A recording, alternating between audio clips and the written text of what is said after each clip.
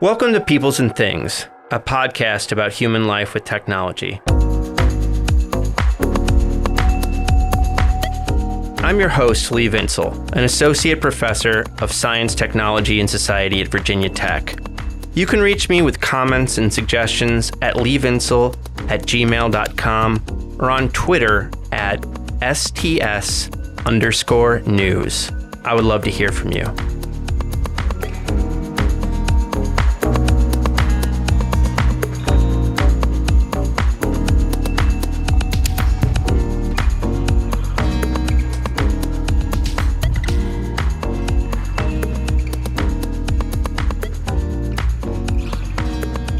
Several years ago, Andy Russell and I were working on our book, The Innovation Delusion, How Our Obsession with the New Has Disrupted the Work That Matters Most. And as part of that work, we gave a presentation at the Hagley Library and Archives in Delaware.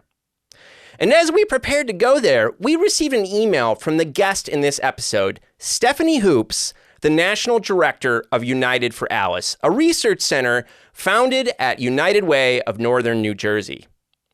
If you aren't familiar with the innovation delusion, what Andy and I argue there is that our culture's illusory obsession with innovation leads us to neglect both maintenance of things that already exist and what we call the maintainers, the people who keep our world going. Not always, but often enough, the maintainers are underpaid and lack benefits and don't get the recognition, that is, the interpersonal gratitude and appreciation that they deserve. Hoops was in many ways working on a similar issue. A class of people her team at United Way calls ALICE, which stands for Asset Limited, Income Constrained, Employed. These are working families who experience economic hardship and can barely afford to make ends meet. United Way's ALICE program works at the county level in different U.S. states by first determining how much it costs to live in the county using a standardized method for counting basic costs, including housing, transportation, food, and other necessities. And second, seeing what portion of that county's population makes enough money to cover those costs. Again and again, Hoops and her team find that about 40% of American households are ALICE, are having trouble making ends meet, are struggling to get by. And again, these are working families. Now, there are many problems in this world. Many people on the planet are literally starving. According to one figure I've seen, more than 800 million people on planet Earth go hungry every year. People are also dying of easily treatable diseases, including things as simple as diarrhea. Something like 1.5 million people are dying a year from diarrhea, with more than 500,000 of those deaths being children. Also, humans on this beautiful rock of ours are spewing ever-increasing amounts of greenhouse gas emissions. Few nations emit as many as we do on a per capita basis right here in the United States. We are the glorious greedy guts of global warming. But I read the other day that China's emissions have now surpassed those of all the rich nations in the Organization for Economic Cooperation and Development. Globally, we face big problems. But even in this global context, I believe it is appropriate at times to think at the level of the nation, including because that is how governance is divided on our planet today. And to my mind, the reality of ALICE, the fact that 40% of American households can barely afford to make ends meet, is the central thing. You add that to climate change, including how both climate change and climate policy affect the poor, and you've got like 90% of our problems as a people. Even things like the costs of healthcare, the burden of school loans, and many, though not all, aspects of racial inequality are primarily problems because of this 40% of the population, because of ALICE. This staggering reality of economic hardship is what I care about most. And I think the reason I care about it is because of where I grew up, my hometown of Joliet, Illinois. Now, if you stick with me over the next few years, either just with the podcast or also with the YouTube videos that are coming, for better or worse, you're going to learn a lot about Joliet. It's a Rust Belt town. It's a post-industrial town. It was once a steel town, but that is long, long gone. My high school, and I'm very proud of my high school, is Joliet Central. I think when I was there, it had about 2,000 students. It was about 1/3 white, 1/3 black, and 1/3 Latino. It was a diverse place, and that diversity is very important to me and the way I look at the world. And it was poor. There was lots of poverty around. And because this is the United States of America with its history of racism, the black and Latino folks tended to be poor more often than the white folks. But believe me, there were plenty of poor white folks. Joliet was full of Alice families. Black, brown, white, you name it. And there was hard shit. There was alcoholism and addiction and gangs and violence and just a lot of financial stress and hardship. The kind of stress that makes people sick. And there was also so many good people there. People like the Coughlin family and the Piskers and the Remuses and the Diabs and the So-Songs and the Manleys and the Horrigans and Jim Berkey and Lorraine Guerrero and James Hill and Omar Walker and Essence Brass and the Love family. And so many folks from my school days that I care about deeply even now. You see, there were so many, many good people from all across the political spectrum. It wasn't all bad, of course. There are happy stories to be told, but it was hard and is hard. And that's not just Joliet. That is much of this nation, including many portions of Appalachia where I live today. And wherever I go and whatever I encounter, whether it's a Silicon Valley executive talking about how some technology is going to save us, or some university president saying that a fucking shiny glass-covered innovation campus is going to benefit the people, or some academic saying that what we need to worry about is like the ethical, legal, and social implications of nanotechnology or AI or whatever the fuck, I think about Joliet and I think about all of the Alice folks throughout this country, and I get angry, and I want to flip over tables. So that's where I'm coming from. Go Steelman. Because this is what I care about, I have decided to start working on a new book with the jokey working title, A Good History of Shit Jobs, which will explore the history of the U.S. economy from about 1970 to the present. One big reason so many working families struggle financially is because our economy is full of low-paying shit jobs, and we need to understand why this is. A Good History of Shit Jobs will not be about a Joliet, but Joliet will be a big character in it. And I'll just say at the outset, although as an extremely high-performing, self-righteous lib, I prefer the policies Democrats put forward, neither party is innocent when it comes to this 40%. And neither party has done an awful lot to change this hard reality. But you see, in the name of justice, we have to stand up for this 40%. Together, we must rise for Alice. Stephanie Hoops has a PhD from the London School of Economics, and she began her career as a professor, as an academic. And as you'll see, she kind of fell into measuring Alice households, and eventually, so that she could work on Alice full-time, she left academia. To which I say, hear, hear. Stephanie led a study of economic hardship in a county in New Jersey, and then so many people found the measure compelling and useful, they asked her to do it elsewhere. At this point, the Alice program works in over half of the U.S. states. You should go onto the Alice website, which I will link to on our websites and socials, and see if your community has an Alice report. I also wanted to say Alice has a whole wonderful team of really, really interesting folks. Big shout out to Dan Treglia. And maybe sometime we'll have the whole Alice team on. Here's the deal. I think the Alice program is really important. Like Catherine Coleman Flowers and William Barber II, Stephanie Hoops is one of my great heroes. So if you have not met her yet, I could not be more excited to introduce her to you right now. Get excited.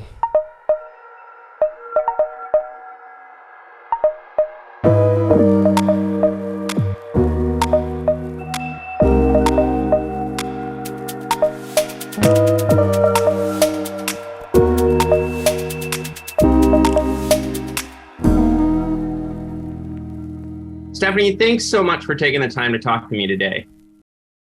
Wonderful to be here, Lee. Thanks so much for having me.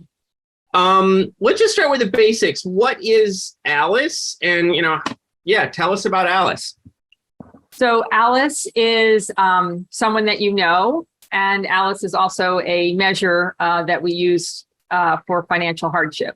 So technically, someone who is Alice lives in a household that earns above the federal poverty level, but below what we call a household survival budget, which is the bare minimum to live and work in the modern economy.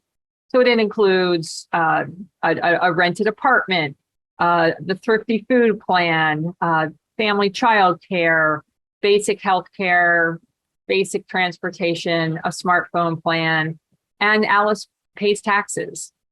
So that's kind of the technical side. Alice is also a person that we all know. It got easier to explain Alice during the pandemic. A lot of essential workers were Alice, but often working in jobs that are critical to making our economy run smoothly, and yet often don't pay enough to afford a family to live where those jobs are. So we have children who are Alice. We have parents who are Alice. Many of us have been Alice. And about 40% of households across the U.S. are below that household survival budget. We say below the Alice threshold. And does that, when you say 40%, does that include the people in poverty who are not working, or how does that work, the 40% number? Right. So we add poverty plus Alice, and that equals the total below the Alice threshold. Okay, right on. And can we talk a bit about how you come up with the numbers, like just in terms of how do you work at the county level, you look at things at the county level, how do you come up with like the costs of living and then, the income to judge whether people can meet the cost of living or not? Right. So in the beginning, we spent a lot of time criticizing the federal poverty level, which is a number that was developed 50, 60 years ago when Lyndon Johnson needed a measure for the war on poverty. And it's basically that same number ticked up by inflation since. It doesn't take into account difference in the cost of living in different places. So it's the same number for Mississippi as it is for Manhattan. And it hasn't adjusted for changes in the economy. So the way families operate and what you need actually to work in our modern economy. So to address those criticisms, we have developed this household survival budget for every county in the country. So all 3,000 plus counties, we dig into what are the bare minimum costs, and then we compare it to what household income is. So that's where we get that gap. Mm-hmm. And so you now have data for every county. Have you done you haven't done studies of every county. How does that, is there a difference there? Yeah. So we have the national kind of top level data on our website, unitedforalice.org. And then working with our partner states, so we're in more than half of the states in the country now, we do a deep dive and we can break down those Alice households by race, ethnicity, age, by household composition, and dig even below that county level. So looking at county subdivisions, zip codes, in some cases census tracts. So really getting granular and understanding what's happening in communities. That's great. And I want to tell us about how Alice came to be. And part of that story is like, what is your background? How do you end up doing this work? And I know you started in academia and then kind of shifted out of it. So yeah, I want to hear these stories. So it's a good lesson, and you never know what leads to what. You're right. My background is I'm an academic. I have a PhD from the London School of Economics, and I taught at Columbia. And then when I was at Rutgers with two small kids at home, I volunteered at my local United Way and lived in a county that was fairly wealthy, Morris County, New Jersey, if your listeners know it. And at the time, the poverty rate was about 4 or 5%. And I thought, this is so exciting. I'm going to be on a grants committee at United Way, and we're going to get rid of poverty. Like we could be the first county to eliminate poverty. And then I started reading the grants, and they were very compelling and explained a lot of need. And I just thought, this isn't matching the number that's, I'm seeing, but on the ground, this is a very different situation. So looked into what the federal poverty level was actually measuring, put on my research hat and dug into it and thought, this is not helpful. Here we are with a big problem in Morris County, and it doesn't, the data is not telling us that.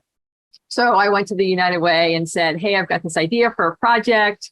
It won't cost you anything. We'll do the study on Morris County.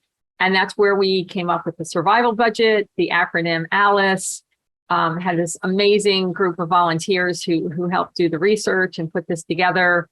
And then we came up with a little report, shared it out. And I thought, that was a really nice contribution to this United Way. It was very interesting. Went back to my teaching.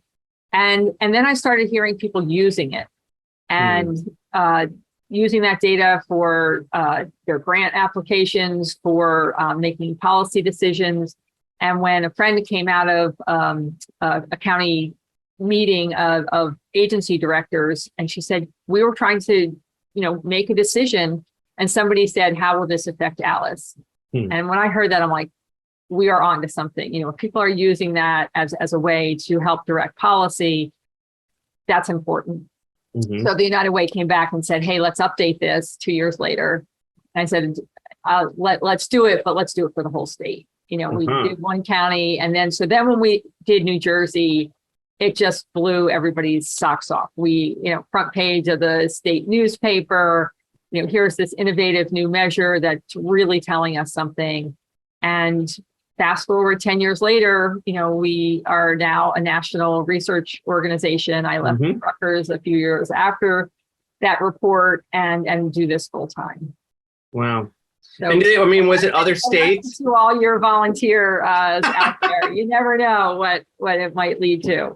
Yeah, I was chatting with you and your team yesterday, and it was like one of the guys who works with you was also volunteering at United Way, and it turned out to be had this data science background basically, and now he's on your team. So you never know what's going to happen, I guess, right? Hey, not all United Way volunteers get roped in, but yeah, he was painting walls, and now he has this amazing data background. So it's a wonderful fit. That's awesome.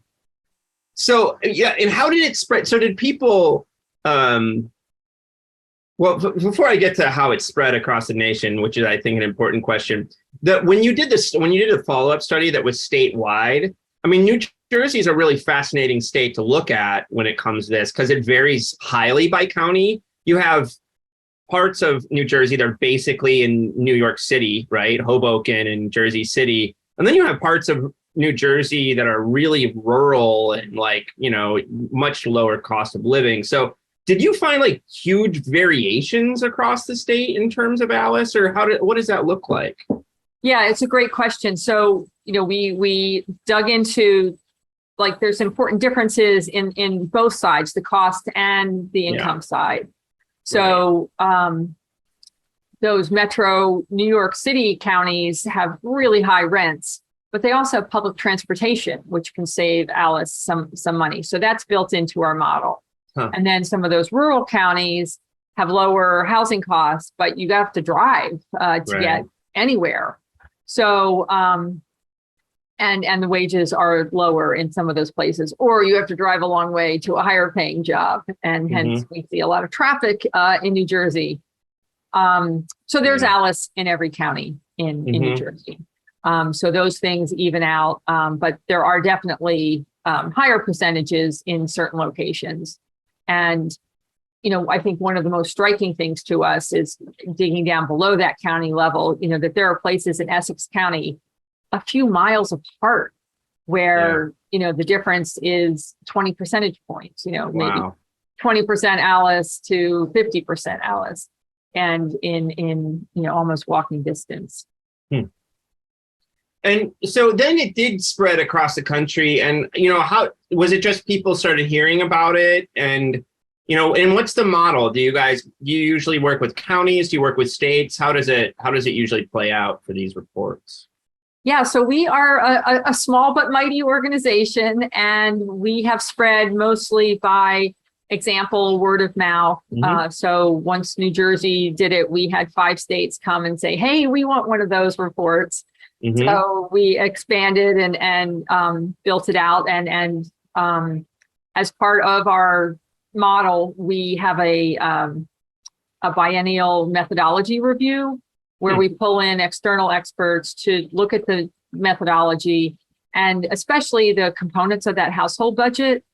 What's included? What is the minimum you need for the modern economy? And so we've had some knockdown, blowout discussions on the cell phone, for example. Yes. That wasn't in it in the beginning, and then you just couldn't deny it. You needed a cell phone to work. You get your schedule, you have to report. All kinds of things have to happen on your cell phone these days. And then the pandemic hit, and then we're like, do you have to have internet at home? Yeah. And so that was another whole discussion where we landed that actually the bare minimum is you probably just need a little more bandwidth on your cell phone. And it really strikes home at the driving philosophy of the budget is the bare minimum. Yeah. It's not, what you'd like to have. It's not sustainable. It's not good. And so I do want to reiterate that for your listeners, because I don't want anyone going out there and going, if you can earn this survival budget, you got it made. It was like that's minimum. Right. So, and go ahead. Yeah, go ahead. I was just going to say that philosophy, that driving underlying ideal resonated with folks. You can understand it. It makes sense. And so as we expanded, you can explain it. People, get it. They know Alice. They can see the items in the budget and think about what they spend and compare that. So it's that transparency and that commitment to these basic principles has really helped with the expansion. Yeah, I think I'll have more questions for you on that front. But before we get there, the other day we were talking about how, Alice numbers in a sense begin in 2007, 2009. There were some changes in how things were counted in the country. So what changed in that period that allows us to do what you do? So for the budget, we get the data from all kinds of places because housing, food, they all come from different, but we use publicly available sources. For the income, we rely on the American Community Survey, and we rely, on their tabulated results, which they release on a regular basis. And in 2007, they only were releasing 1- and 3-year estimates, which means that for the smallest geographies in our country, there was no good income data. By the time you get to 2010, they had the 5-year estimates, and we were able to get the granular data that we needed to report every community in the country. And just to make clear, the guiding philosophy there is that it really does depend on where you live for these things, right? I mean, we have to look at the county level more than like the state level because there's so much variety within states. These averages conceal so much hardship that that's another one of the guiding principles is get as granular as you can. Yeah. So, and this is the question I'm about to ask is something where it's another thing that's going to depend a lot depending on where you live. But what do we know about, things like race and gender and Alice? What do those numbers look like? So you can imagine that there are big gaps by race, ethnicity. We have been tracking that from the very beginning. It's something that has been important to our work. And consistently, we see across geographies, states, that while there's Alice in every community, certain groups like Black, Hispanic, Native American are disproportionately Alice. And how about, I think that working moms, working single moms, they get a lot of attention in certain media. And I mean, a lot of times I'm not sure what to do with that because it could be like moral panic and, people focusing on the wrong things, frankly. But does that show up in the data at all? Well, it really does. So we do a lot of digging into families with children, and they make up about a third of households in the U.S. And children are expensive. Yes. As any parent on this call knows. And so when you have two parents working, you have, two incomes that can possibly support this, larger budget. We see single parents have some of the largest ALICE numbers across the country. And then even, so that holds for men and women. But when you look at women, the percentages are even higher. And I think that just stems back to, the gender pay gap and it's playing out. And in a really serious way, we also, that means those children are living in a household that's struggling to support their basic needs. Yeah. Oh, it's so stressful. I mean, yeah, I read a nice essay. I'll send it to you by this guy, Johann Matthew, who's at Rutgers, I think, actually. And it was in this special issue. We're going to be a podcast episode about a special issue where historians are looking at Thomas Piketty's second book, the big Capital and Ideology book. But Matthew's essay is really nice because it just looks at all the health outcomes of inequality and poverty. And I mean, it's just amazing when you look at how stressful it is to be in one of these households, and all the negative impacts it has on health and on kids' outcomes of all sorts. So it's really incredible kind of pressure cooker for these folks. It really is. And it's hard to capture that in the data. We try, but we also have this amazing marketing team that has helped us collect some video stories of ALICE families. And they are on our website if folks want to. But to your point, just to hear that stress and sometimes it's a small thing, your kid can't go to the birthday party because you can't afford the birthday present, or, you're having to choose between medication and a trip, or even electricity, some of these horrible decisions that folks have to make. They're not good choices. And I think that there's a lot of judgment, gosh, why are you taking out a payday loan? Well, it's because I'm trying to keep the electricity on, so my mom's oxygen will continue. And so it's different than you might think. And it's hard to get that across in the numbers. So I really appreciate that you brought that up. Yeah. Well, and I really like the fact that you all, I mean, not only you have numbers, but you have the stories. And I think we all know that those stories of individuals are really important for getting across the idea. And I think that, it might just be baked into how humans operate. We need stories about individuals to make things compelling on top of numbers for whatever reason, Yeah. It's a great it's a great combo, because if you hear a story, you could dismiss it. Oh, that's just that one story. But then you hear, gosh, there's 10,000 more of those stories. Right. And you have to look at it differently. Yeah. So you also, just in terms of identity and, different kinds of folks, you also recently did a report on disability, right? So what do you find with that? I mean, how does disability map to ALICE?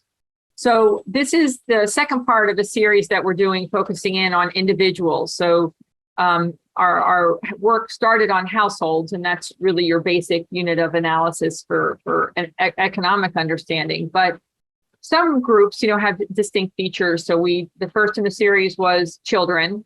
This is the second one that was just released, disabilities, and the third is going to be veterans in November. But disabilities was really eye-opening for us. And our country is suffering from ableism.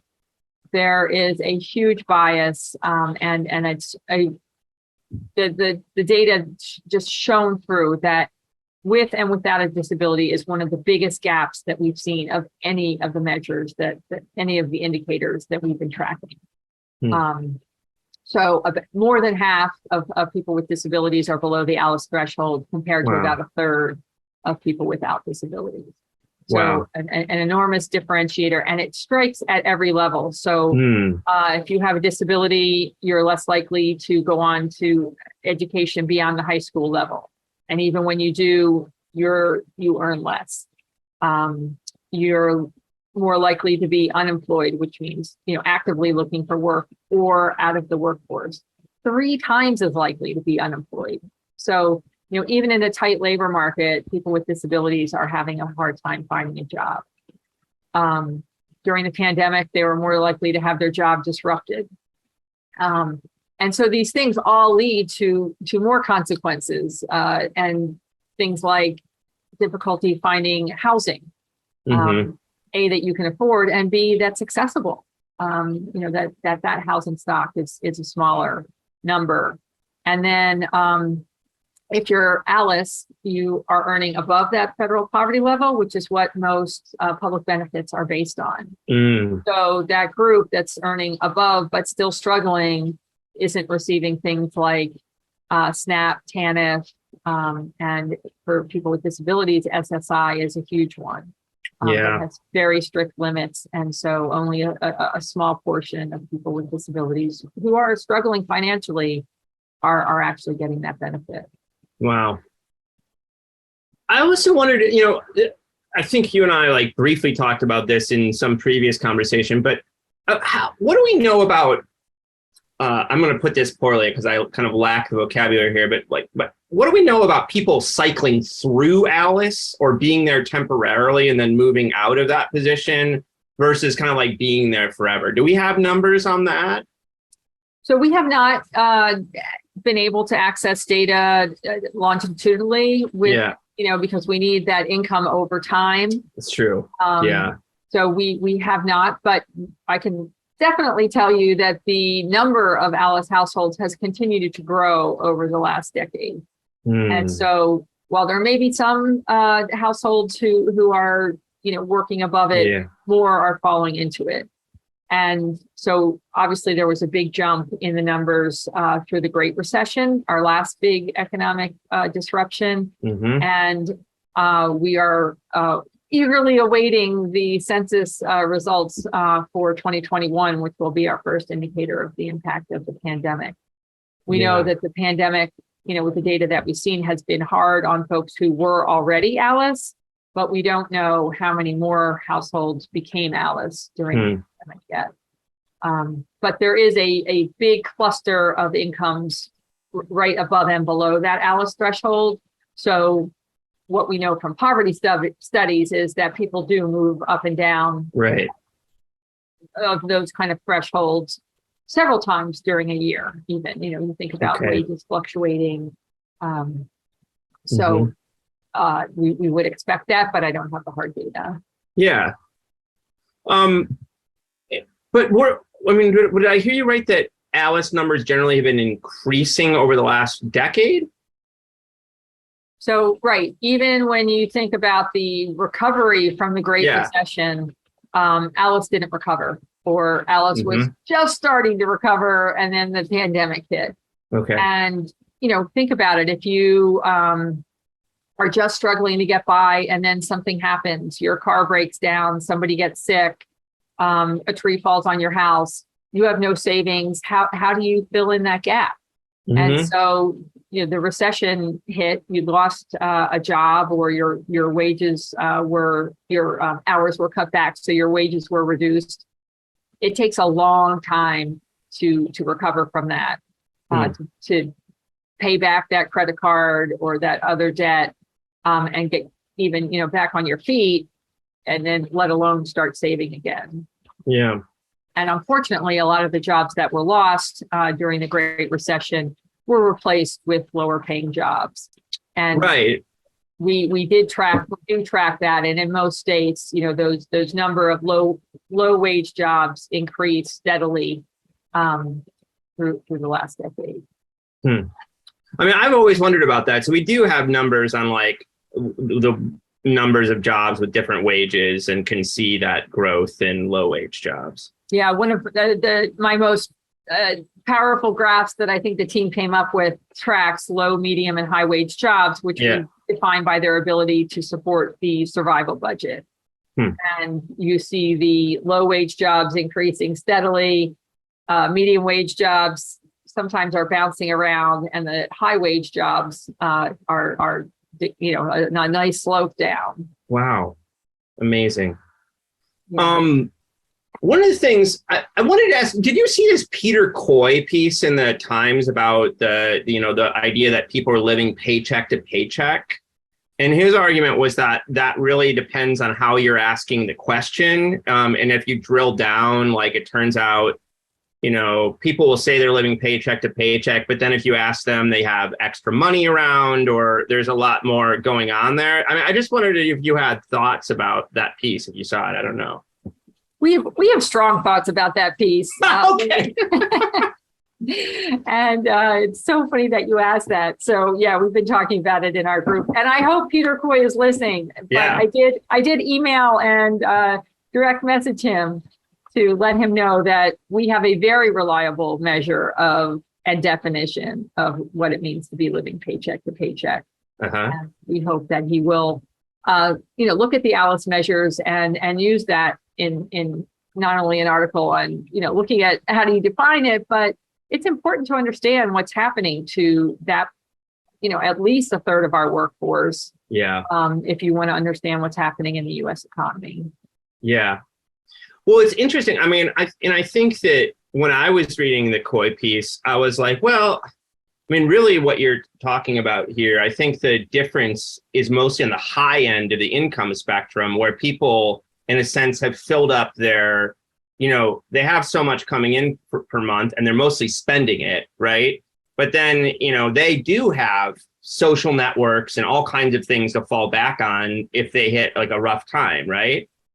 So that might be true, but I don't think it really, the thought really applies for the Alice households who often don't have that slack, would be my guess. So we do have hard data on that. We have worked with the Federal Reserve and analyzed the results of their annual SHED survey, which is the survey that looks at individuals' income. And they asked that ubiquitous question, do you have a rainy day fund to cover a $400 expense? And the average is about, half of households have resources to do that. But when you break it down by households above and below the Alice threshold, hugely different. So like 3/4 of folks above the Alice threshold can cover that expense, whereas about 1/4 of Alice households can cover that expense. Wow. And that's a perfect example of, if you want to understand the U.S. economy, looking at those averages. Okay, about half folks can do it. We're in pretty good shape. Right. But it's one section of the economy really has got it covered, and then another huge portion that's not even close to reflecting their situation. I wanted to ask you about credit too, and so again, to emphasize, you guys do the bare minimum for for important reasons. That's the focus, because it really has to be an argument about what it takes to survive, right? But the reality is that we know from the numbers that many households, on top of having trouble paying for those bare minimums, also have like $10,000 in credit card debt or whatever. I don't know where the average is right now after COVID stimulus funds, but anyway, a lot of credit card debt and other forms of debt. And obviously, credit card debt and other forms of debt are also important coping mechanisms, as you've already also spelled out. Like, what else are you going to do if you get into a corner some month, other than bring in extra money somehow? So I'm just interested in your thoughts on credit as coping, and if you all know anything about credit or looked at those numbers. Yeah, just credit. Yeah, yes, you're bringing up so many good points. Right, and we do not include credit card debt or student debt in our budget, debt. But recognize many Alice households are struggling with that, and if you're going to try and get ahead, that's does seem like a reasonable approach.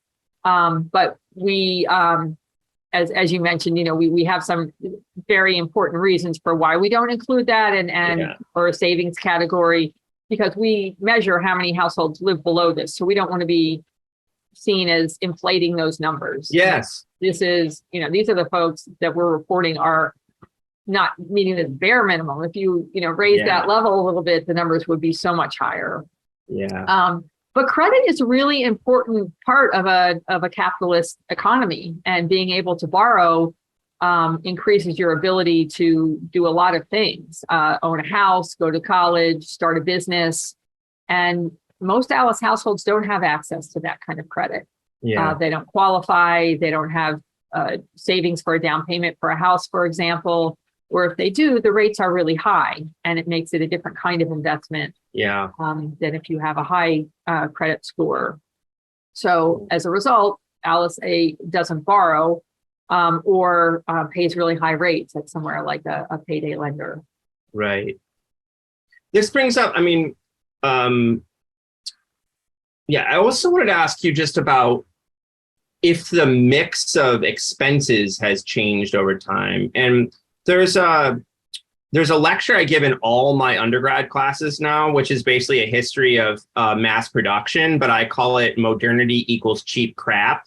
And my argument is that like if you want to know about modern life and just like daily life, you end up thinking about Amazon and Walmart and just how like in a sense, in a specific and narrow sense, our material wealth has increased for everybody, right? Like 90% of 80 or 90% of poor families have air conditioners now. And it's just because we made air conditioners so damn cheap, right?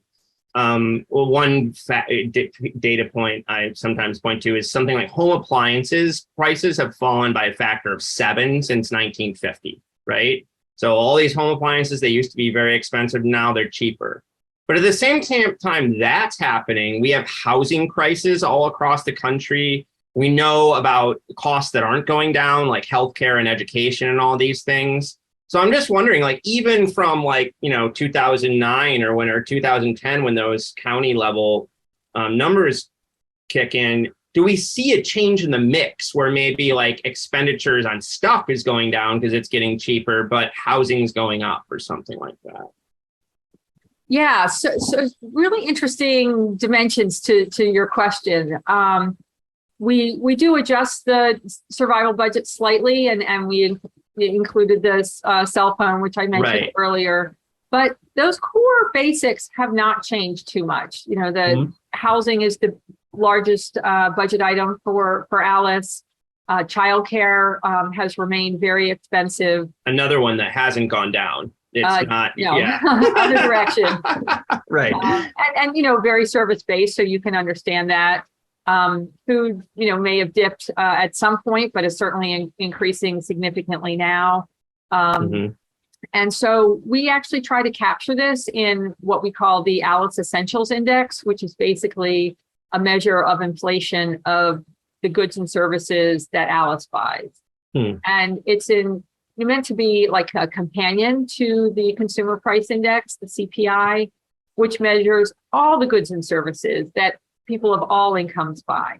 And because that includes so much of the stuff that you were just talking about, which has remained the same price or even dropped in many cases.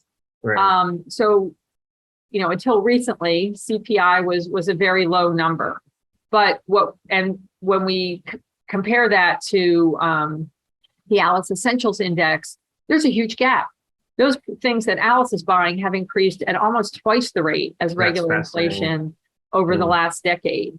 So we're really anxious to see how that's playing out now during the pandemic with so many things going up.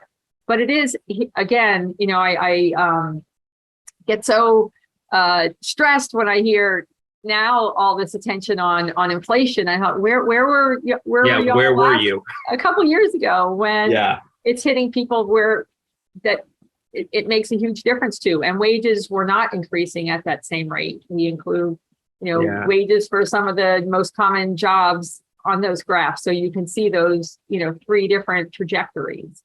And so Alice has been battling with inflation for a long time. It's good that other people are now seeing that it's a problem, but I'm not sure that the remedy of slowing the economy, slowing wage growth is going to be a satisfactory solution for Alice households. I hear you. I totally agree.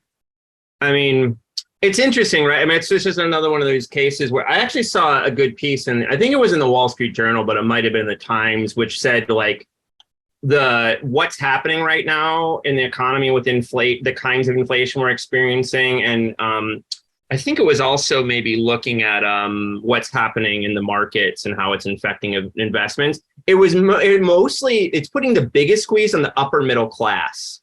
And I think that's why, all of a sudden it ends up on the front page of newspapers and everyone's getting like, there's all this attention because it's like, oh, well, the people who pay for New York Times subscription, they're feeling it. So now it's a big deal, whereas like for a long time, it's been hitting, the less well-to-do, and we haven't been paying attention at all. So. Yeah, they have a much bigger voice. They have, an ability to share their concerns in a way that many Alice households don't, in that, Alice is busy. It takes a lot of time to be poor. Not hanging out on Twitter all day, it turns out. You have to stand in line for 3 hours at Costco to get the cheap tires. Right. And so, but I do want to point out that Alice votes, and from what we can tell of some of the exit polls, that about a third of the electorate to a half could be Alice voters. Wow. And I think we've seen a lot of frustration from Alice voters and voting at extremes at both ends of the political spectrum, that there's a lot of frustration. The system is not working for folks who, they're at their job full time every day and not able to bring home enough to support their family. That is incredibly frustrating, especially in a country that was founded on this belief: if you work hard, you can support your family. Yeah. This is a complicated question, no doubt, and there's going to be multiple factors at play. But I mean, when you think about the fact that so many working families can barely afford to make ends meet, I mean, what's wrong with the U.S. economy that's true? And I realize by saying what's wrong, I'm not asking the question, what are all the things wrong? What's going on? What do you think is up? It's a great question, and there could be books addressing the answer. I'm hoping you're going to write one. So a couple things. While I think workers have borne the risk of fluctuations in an economy, recently I think that has increased. When you look at the decrease in full-time salary paid positions, the number of people working for a company for 20, 30, 40 years, that doesn't happen very often today. Many more people are working on contract work or in smaller companies, certainly changing companies to get a better position or salary, and then the rise of the gig economy. But you see so much in industries like retail, tourism, entertainment, that when times are busy, tons of hours available to work.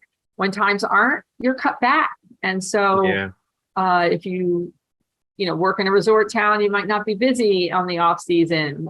If you're in retail around the holidays, you might be crazy busy, but then your rent continues, after the Christmas holiday rush. You still have to pay rent in January, February, March. And so those workers are the least able to bear those fluctuations. And yet it's a way that the companies are saving money and building a better profit margin. So that those risks of fluctuations, of snowstorms, of shifts in demand, supply chain cuts, a lot of workers are the ones that ultimately, bear that risk. I think I haven't looked at the numbers recently, but I mean, I think we know since the 50s and 60s, maybe 70s, the service portion of the economy has really grown. in comparison to other parts of the economy. And a lot of those jobs are low paying jobs in the service sector. So, I mean, have you looked at kind of sectoral differences around these numbers? And is it part of the story at spread of the service economy and the overall economy? Definitely part of the story. And we are, we have this great new data set that we're mining that does get into Cool. all the jobs, and hope to be able to share more of that next year. But even with what we have been able to share and what we are seeing is there are sectors where there are way more Alice jobs, Mm-hmm. but there are Alice jobs in every sector. Yes, that's That, right. I think Yeah. even struck us, in Yeah. in finance, in technology, in manufacturing, areas where you might not think there are Alice workers, there are different percentages. But if you are thinking, oh, Alice doesn't work in my company, you're probably wrong. Yeah, good point. Good point. There's a flip side to that story. So, I mean, you have this, I love these three reports you have coming out on children, disability, and vets, because, I mean, I think part of the argument here too would be, my guess is like, well, the question is how we deal with the question of irresponsibility versus responsibility, which I think is a knee-jerk reaction to issues of poverty in American culture. But not only do you all do a lot of work by focusing on the bare minimum and not things like credit cards, which people have kind of moral valences around. But obviously, I think that children, the disabled, and vets are three groups that our society sees as deserving of fair treatment. So I'm looking forward to the vet one in November. And what else? I mean, what else is going on? What's next for the Alice team? Well, I think what we're all anxiously awaiting is to be able to update all of our traditional Alice measures next year, which will come out probably in April of 2023, to see what the impact of the pandemic has been. Mm-hmm. So we do a report for each of our partner states that digs into what's happening, and these new reports at the beginning of the year will show how did the demographics change? How did jobs and cost of living change in your state? And then, how did Alice deal with that during the pandemic? Yeah. So that's big on our horizon. We also have an update to the Alice Essentials Index. So to better understand how all this inflation is impacting Alice. And then at the end of the year, we'll be sharing out our new economic viability dashboard that will help folks look at where the gaps are for housing, jobs, and kind of those core needs that communities provide. And not only where they're good, but also where there are the gaps. And one of the things that we know from our pilots is oftentimes where the good jobs are, you can't find affordable housing. Right. And in places where there's housing that you can afford, there aren't very good jobs. Yeah. And so understanding that, and where are your peer counties? Where are your cities that have done better? What community supports do they provide that meet some of those core needs? So we're awesome. excited to share that out. That topic, it just brings up a kind of question for me. What do you think about like distance work, telework and stuff? Because I think that it's never going to affect more than I don't think it's going to be a huge portion of the economy is ever going to be doing that. But a lot of friends, I have friends who would like to live in a mountain in West Virginia, but do like some high-end tech job, and that's happening for like a small piece of the economy. So I just wonder, what do you think about this distance work issue? Yeah, it's obviously a wonderful solution for a lot of folks. Unfortunately, a lot of Alice jobs can't do that. Exactly. If you need to be cutting the lawn or repairing the bridge or taking care doing of construction or whatever, child,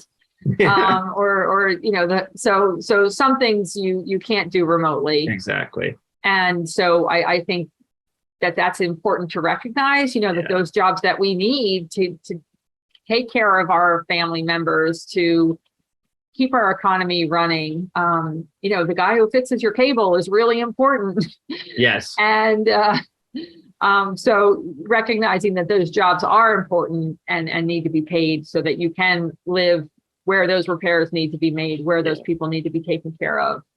And then just a word to folks who are on overdrive on Zoom and work from home.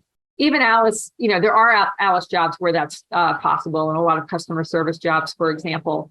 But maybe take it easy on what's in their background, or if there's noise. That not everybody has a beautiful office to be working from. Yeah. People have a lot going on in the background that is part of the stress of being in an Alice household. So just have some mindfulness for that. Stephanie, thank you so much for taking the time to talk to me today. I'm a big believer in the Alice Project. My friends are actually probably sick of me talking about Alice numbers because I bring it up so often in conversation. So thank you for doing this really, really important work. And, I just can't wait to see what you guys come up with next. Well, thank you. Really fun to talk about it with you today, Lee. Thank you.